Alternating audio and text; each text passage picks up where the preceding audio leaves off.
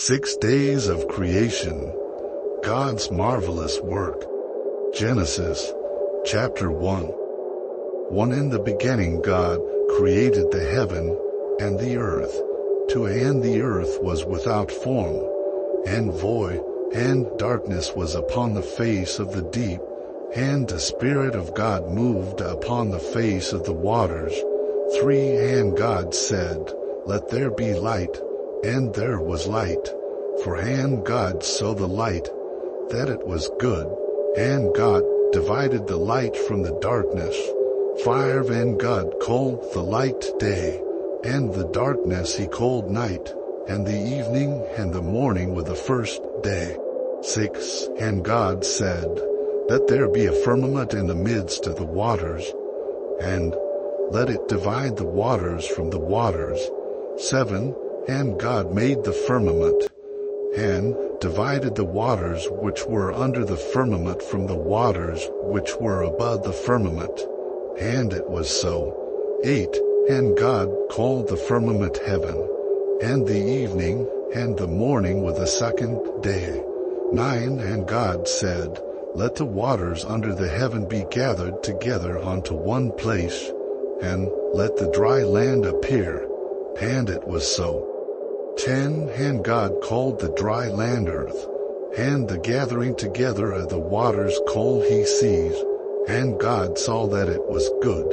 11 And God said, Let the earth bring forth grass, the herb yielding seed, and the fruit tree yielding fruit, after his kind, whose seed is in itself, upon the earth.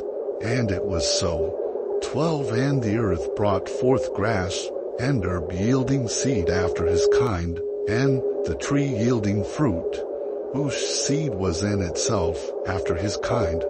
And God saw that it was good. 13 And the evening and the morning were the third day.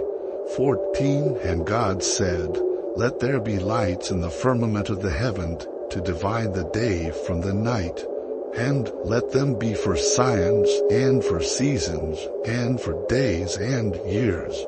15 And let them be for lights in the firmament of the heaven to give light upon the earth. And it was so. 16 And God made 2 great lights, the greater light to rule the day, and the lesser light to rule the night. He made the stars also. 17 And God set them in the firmament of the heaven to give light upon the earth. 18 And to rule over the day and over the night, and to divide the light from the darkness. And God saw that it was good. 19 And the evening and the morning were the fourth day. 20 And God said, Let the waters bring forth abundantly the moving creature that hath life, and fowl that may fly above the earth and the open firmament of heaven. 21 And God created great whales, and every living creature that moveth, which the waters brought forth abundantly, after their kind, and every winged fowl after his kind. And God saw that it was good.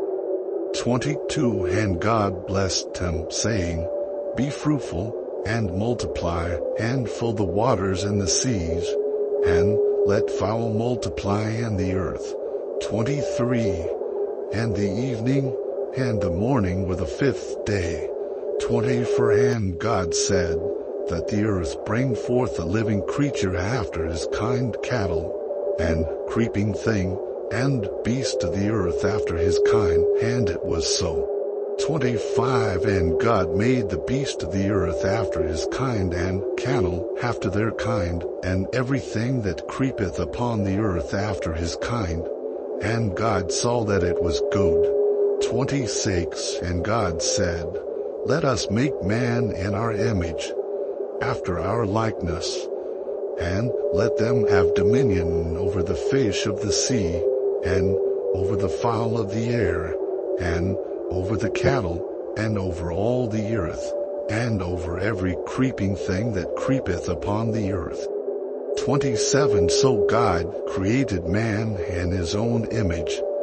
In the image of God created he him, male and female created he them.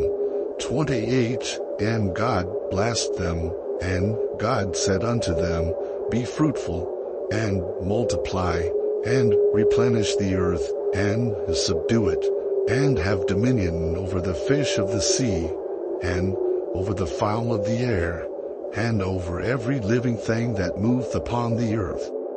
29 And God said, Behold, I have given you every herb-bearing seed, which is upon the face of all the earth, and every tree, and the which is the fruit of a tree yielding seed, to you it shall be for meat.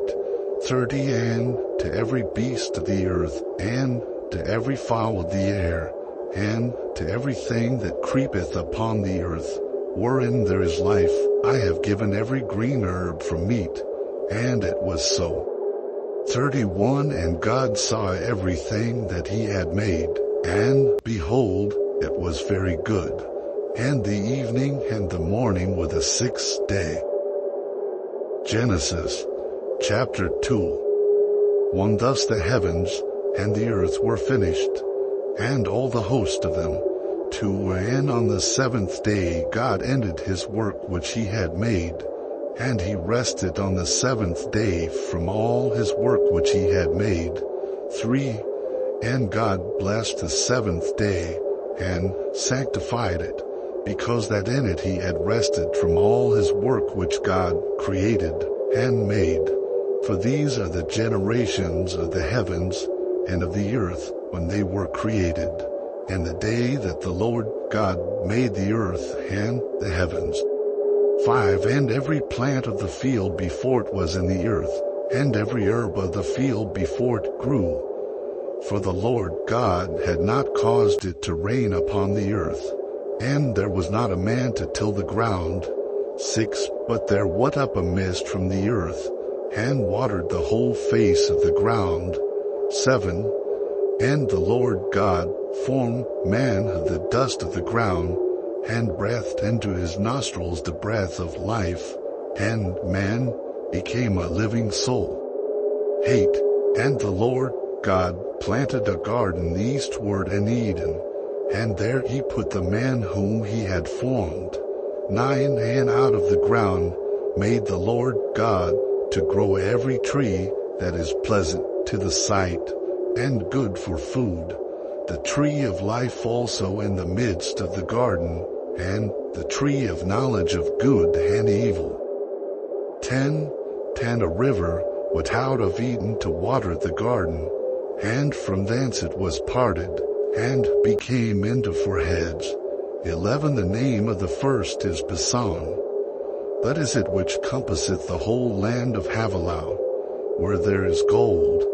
12 And the gold of that land is good. There is bdellium, and the onyx stone. 13 And the name of the second river is Gihon. The same is it that compasseth the whole land of Ethiopia. 14 And the name of the third river is Hiddekel. That is it which goeth toward the east of Assyria. And the fourth river is Euphrates.